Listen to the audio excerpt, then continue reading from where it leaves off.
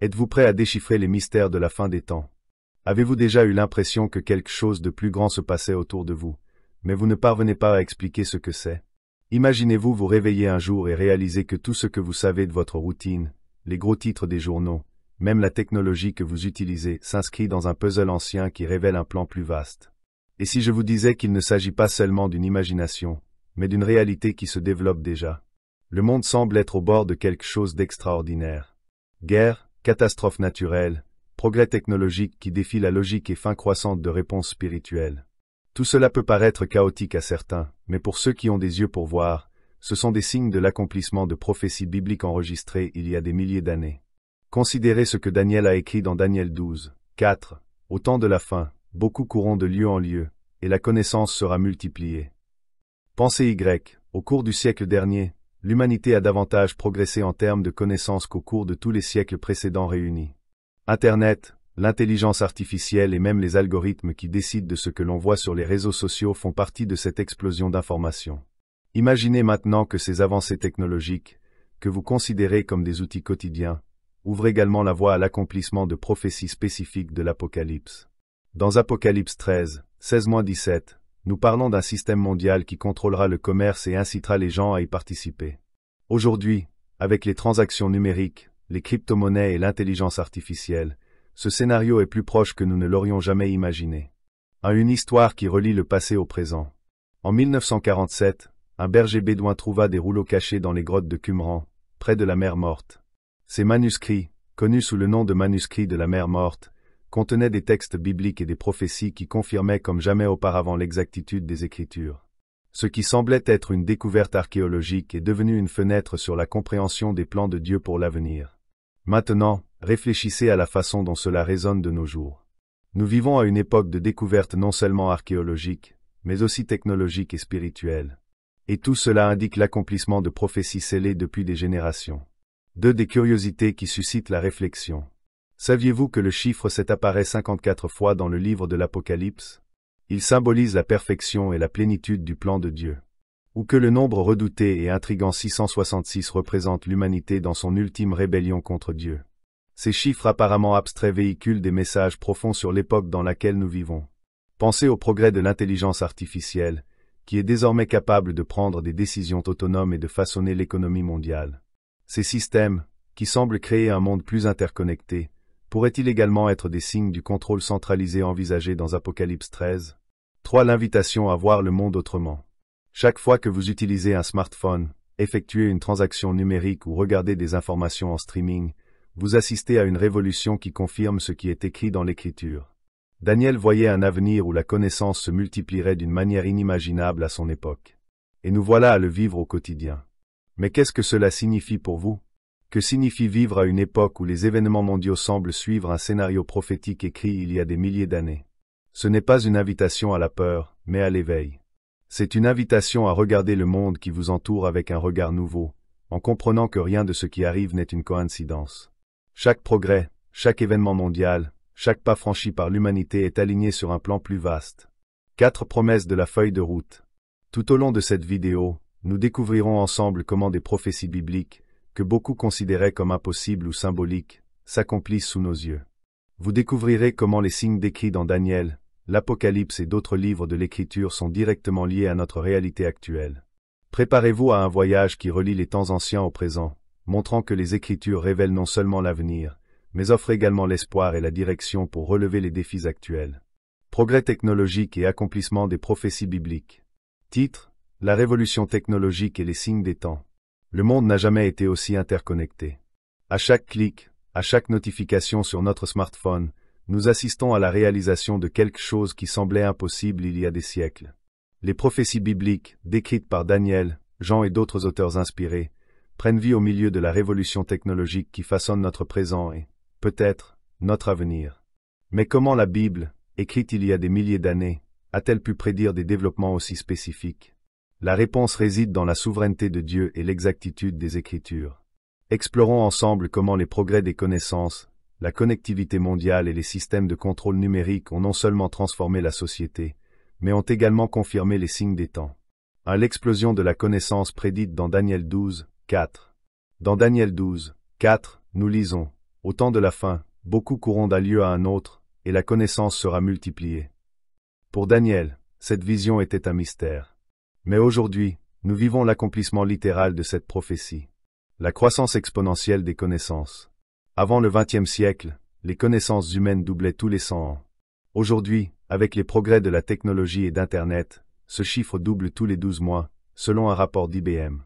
L'ère numérique a permis un accès instantané à l'information, ce qui aurait été inimaginable pour les générations précédentes. Connectivité mondiale. Internet connecte plus de 5 milliards de personnes en temps réel. Des événements tels que la diffusion en direct et les médias sociaux permettent au monde entier de voir les mêmes événements simultanément, comme le prédit Apocalypse 11, 9. Ce scénario technologique a créé une société hyperconnectée, où le flux d'informations façonne les décisions globales et personnelles. 2 systèmes de contrôle et Apocalypse 13, 16 à 17. Le chapitre 13 de l'Apocalypse mentionne un système dans lequel personne ne pourra acheter ou vendre sans une marque spécifique. Pour les générations précédentes, cette idée paraissait absurde. Mais dans le monde d'aujourd'hui, nous voyons déjà des signes de cette possibilité. Transactions numériques. Avec la croissance des crypto-monnaies telles que Bitcoin et Ethereum et l'adoption des monnaies numériques par les banques centrales, l'économie mondiale évolue vers un modèle sans numéraire.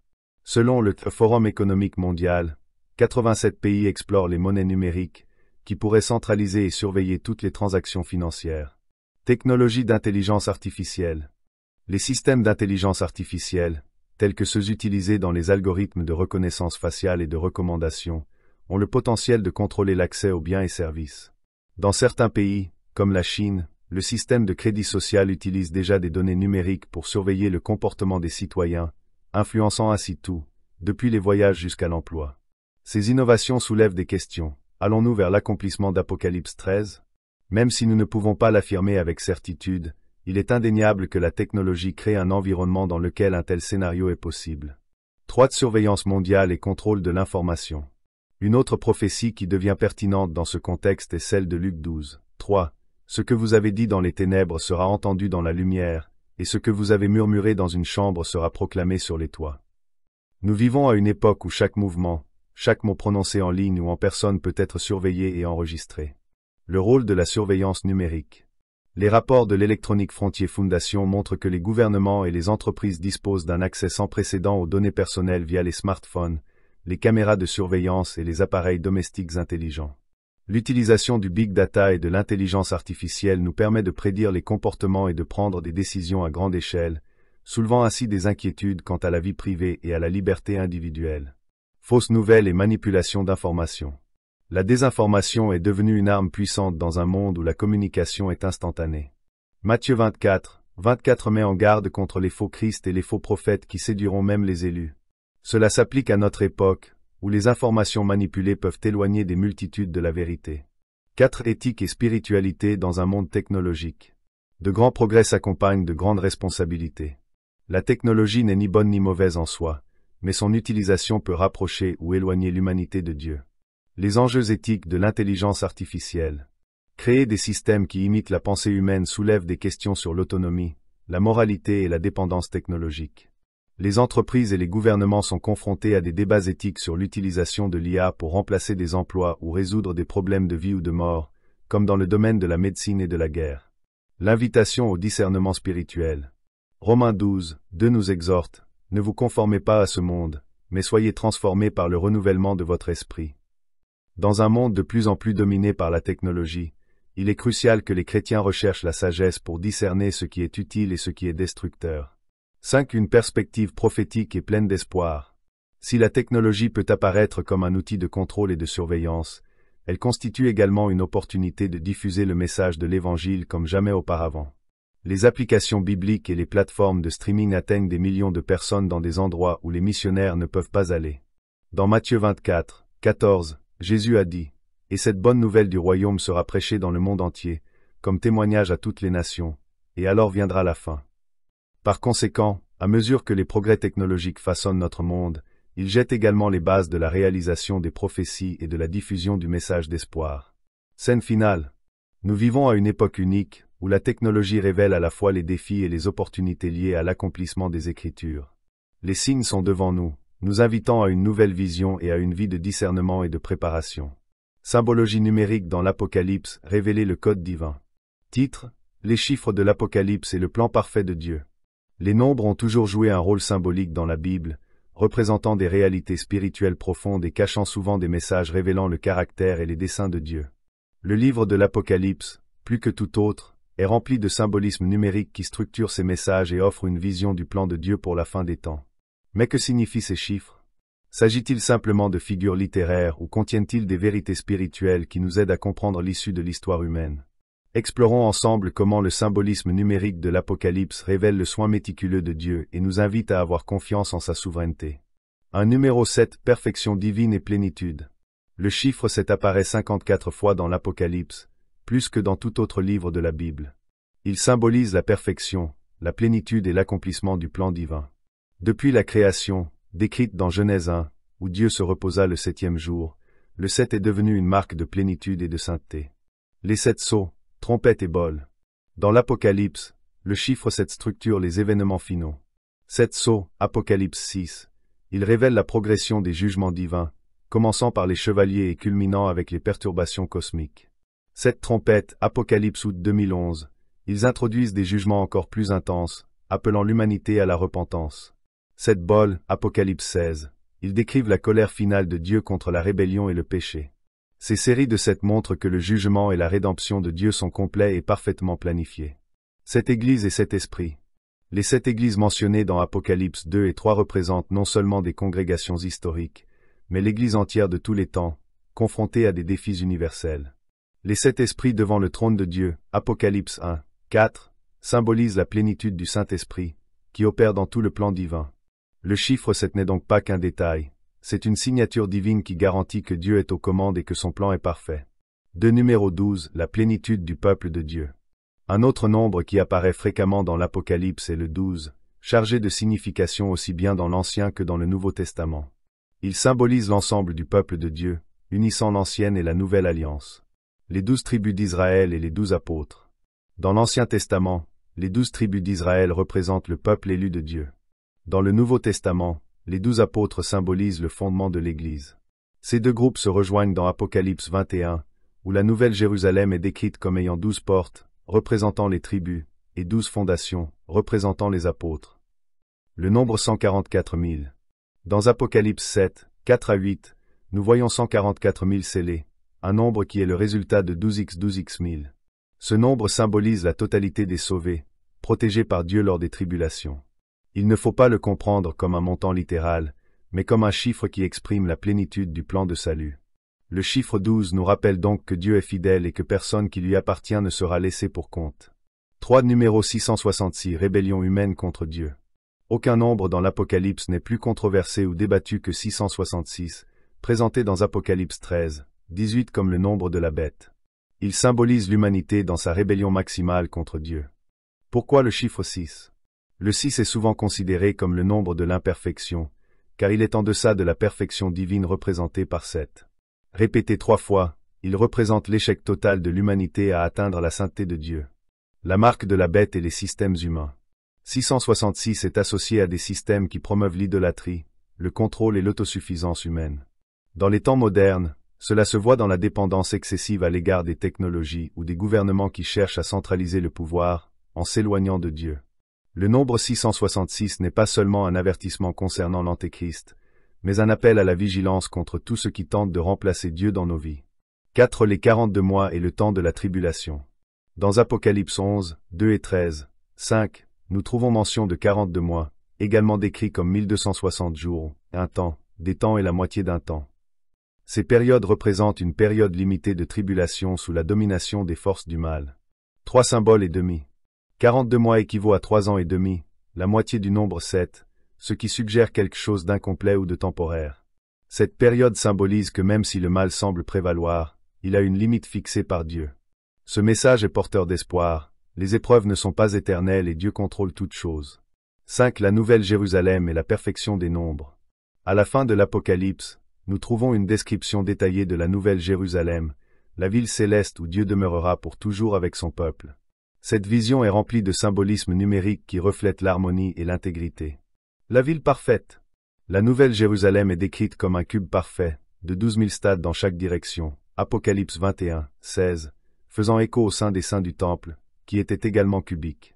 Ces murs mesurent 144 coudées de haut, 12 x 12, renforçant l'idée de totalité et de sécurité. La plénitude de la restauration. Ces mesures et chiffres montrent que le plan de Dieu non seulement restaure mais surpasse tout ce qui a été perdu en Éden. Ils symbolisent un avenir de paix et d'harmonie éternelle, où le mal sera complètement vaincu. Scène finale. Chaque chiffre de l'Apocalypse n'est pas une coïncidence, mais plutôt un message intentionnel de Dieu pour nous rappeler que son plan est parfait et que sa souveraineté est absolue. Il nous invite à faire confiance au Dieu qui orchestre l'histoire avec précision et amour. Dans le prochain segment, nous explorerons comment ce symbolisme numérique révèle non seulement le plan divin, mais nous appelle également à vivre avec espoir et un but au milieu des défis des derniers jours. Vigilance spirituelle, se préparer pour les derniers jours. Titre: Comment se préparer aux défis prophétiques de la fin des temps. Les signes des temps sont partout autour de nous, guerres, catastrophes naturelles, progrès technologiques et inégalités croissantes. Mais, au milieu de ces événements, une question essentielle se pose: comment devons-nous nous préparer? La Bible nous invite à une vigilance spirituelle constante, à un état de préparation et de connexion avec Dieu qui nous permet d'affronter les défis des derniers jours avec foi, courage et discernement. Explorons ensemble comment cultiver cette vigilance spirituelle, comprendre son importance, mettre en pratique ses principes et l'appliquer à notre vie quotidienne. Un appel à la vigilance spirituelle. Jésus nous met en garde à plusieurs reprises sur la nécessité d'être vigilant. Dans Matthieu 24, 42, il dit: « Veillez donc, car vous ne savez pas quel jour votre Seigneur viendra. » Cet appel à la vigilance ne consiste pas à vivre dans la peur, mais à se préparer spirituellement à ce qui est à venir. Observez les signes des temps. Tout comme Jésus a utilisé la parabole du figuier dans Luc 21, 29-31 pour illustrer le fait que les signes des temps indiquent le déroulement du plan divin, nous devons observer les événements qui nous entourent à la lumière des Écritures. Il s'agit notamment de la montée de la laïcité, des catastrophes naturelles et des crises mondiales, qui indiquent la proximité du retour du Christ. La surveillance en pratique. La vigilance spirituelle implique une connexion continue avec Dieu par la prière et la lecture de la parole. 1 Thessaloniciens 5, 17 nous demande de prier sans cesse, nous rappelant de maintenir une communion constante avec Dieu. 2. Cultiver une foi résiliente. En période de tribulation, la foi est mise à l'épreuve comme jamais auparavant. Jacques 1, 2-4 nous encourage à considérer avec joie les épreuves que nous rencontrons, car elles produisent la persévérance. La force de la communion. Hébreux 10, 24-25 nous exhorte à ne pas négliger les rencontres avec d'autres croyants, car la communion fraternelle nous fortifie et nous aide à tenir ferme. Les groupes d'études, les services et les moments de prière communautaire sont essentiels pour construire une foi résiliente dans les moments difficiles. Le rôle des essais. Tout comme l'or s'affine dans le feu, notre foi se fortifie dans l'adversité. 1 Pierre 1, 7. Chaque défi auquel nous sommes confrontés nous rapproche de Dieu, façonne notre caractère et nous prépare à son retour. 3. Discerner la vérité au milieu de la tromperie. Nous vivons à une époque de désinformation, où les fausses nouvelles et la manipulation de l'information sont monnaie courante. Jésus nous a avertis dans Matthieu 24, 24 que de faux Christ et de faux prophètes surgiraient et pourraient tromper même les élus. L'importance du discernement. Le discernement spirituel est la capacité de distinguer ce qui est de Dieu et ce qui ne l'est pas. Cela n'est possible que lorsque nous sommes profondément enracinés dans les Écritures, comme les Béréens mentionnés dans Actes 17, 11, qui examinaient quotidiennement la parole pour vérifier la vérité. Pratique pour développer le discernement. Étude biblique régulière. Connaître les Écritures est la base pour identifier les faux enseignements. Communion avec le Saint-Esprit, il nous guide vers toute la vérité. Jean 16, 13. Prière pour la sagesse. Jacques 1, 5 nous assure que Dieu donne généreusement la sagesse à ceux qui la demandent. 4. Préparation pratique pour les derniers jours. La préparation spirituelle doit également inclure des actions pratiques qui nous aident à vivre conformément au dessein de Dieu. Renforcer les relations. En période d'isolement et de division, il est essentiel d'entretenir des relations saines. L'amour du prochain, comme Jésus l'enseigne dans Matthieu 22, 39, doit être une priorité. Aider ceux qui sont dans le besoin, soutenir les amis et la famille et bâtir une communauté unie sont des moyens de démontrer l'amour du Christ. Équilibrer la vie spirituelle et numérique. Dans le monde numérique, où nous sommes constamment bombardés d'informations, il est essentiel de trouver un équilibre. Déconnectez-vous des distractions temporaires et consacrez du temps à la prière et à la réflexion. Planification pratique. Même si notre confiance est en Dieu, la Bible nous enseigne à être prudents. Subvenir aux besoins de nos familles, épargner et se préparer aux moments difficiles sont des attitudes sages et conformes aux principes bibliques. 5. Le rôle de l'amour en période d'iniquité. Dans Matthieu 24, 12, Jésus a averti que dans les derniers jours, l'amour de beaucoup se refroidirait à cause de l'augmentation de la méchanceté. Cependant, l'amour est la plus grande marque d'un chrétien. Aimer comme le Christ a aimé. En période de persécution et de rejet, nous sommes appelés à refléter l'amour inconditionnel du Christ, qui reste ferme même face à l'adversité. L'amour transforme les cœurs et nous fortifie pour rester fidèles jusqu'au bout. Démontrez l'amour dans la pratique. Pardon et réconciliation, ne laissez pas la douleur ou la division endurcir votre cœur. Service aux autres, soyez une lumière dans votre communauté, en aidant ceux qui sont dans le besoin et en montrant le caractère du Christ à travers vos actions. Scène finale. Observer et se préparer spirituellement ne consiste pas seulement à attendre passivement les événements de la fin des temps. Il s'agit de vivre intentionnellement, de rechercher une communion plus profonde avec Dieu et de démontrer son amour dans tous les domaines de la vie. Tandis que nous observons les signes qui nous entourent, rappelez-vous, Dieu est aux commandes, et ceux qui restent vigilants et fidèles peuvent attendre avec confiance la victoire finale en Christ. Invitation à la vigilance et à l'espoir. Titre: Vivre à la lumière de l'éternité. Nous avons atteint la fin de ce voyage, mais c'est véritablement là que commence votre voyage personnel. Tout au long de cette feuille de route, nous explorons comment les événements d'aujourd'hui s'alignent sur les prophéties bibliques, comment les Écritures nous guident pour vivre en pleine conscience et comment chacun de nous peut se préparer aux défis et aux promesses de la fin des temps. Maintenant, la question essentielle, que ferez-vous de ce que vous venez d'entendre? La Bible n'est pas seulement un récit d'événements futurs, c'est une invitation à la transformation. Les signes qui nous entourent ne sont pas un appel à la panique, mais à l'action. Ils nous rappellent que Dieu est aux commandes et que son plan fonctionne parfaitement. L'urgence de la vigilance spirituelle. Jésus nous a avertis dans Luc 21, 36. C'est pourquoi veillez et priez toujours, afin que vous puissiez échapper à tout ce qui va arriver et vous tenir devant le Fils de l'homme. Il ne s'agit pas simplement d'un conseil, mais d'un commandement de rester spirituellement alerte. Le monde nous distrait avec ses préoccupations, mais Dieu nous appelle à regarder vers l'Éternel. Il nous invite à aligner notre vie sur son plan et à rechercher une connexion plus profonde avec lui. Question de réflexion. Vivez-vous comme quelqu'un qui attend l'accomplissement des promesses divines? Ou permettez-vous à des distractions temporaires d'étouffer votre foi? De confiance dans la victoire de Dieu. Même si le monde semble chaotique, n'oubliez jamais, Dieu est souverain et sa victoire est certaine. Dans Apocalypse 21, nous trouvons la vision glorieuse de la Nouvelle Jérusalem, une ville parfaite où Dieu habitera avec son peuple. Cette promesse n'est pas seulement un espoir lointain, c'est une garantie qui nous renforce dans le présent. Alors que nous sommes confrontés à des épreuves, nous devons nous rappeler que chaque défi est temporaire et que l'éternité avec Dieu sera pleine et parfaite. Matthieu 24, 13 nous encourage, mais celui qui persévérera jusqu'à la fin sera sauvé.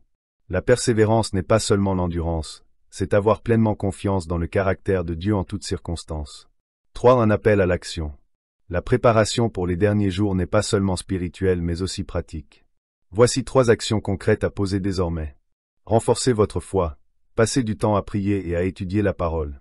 Comme les Béréens d'Actes 17, 11, sondez quotidiennement les Écritures pour discerner la vérité. Cultivez la communion. Participez activement à une communauté chrétienne qui encourage et soutient votre cheminement de foi. Vivre avec un but, démontrez l'amour du Christ dans vos actions. Dans un monde où l'amour se refroidit, soyez un témoignage vivant de la grâce et de la bonté de Dieu. 4. L'invitation finale. La vigilance spirituelle n'est pas un fardeau, mais un privilège.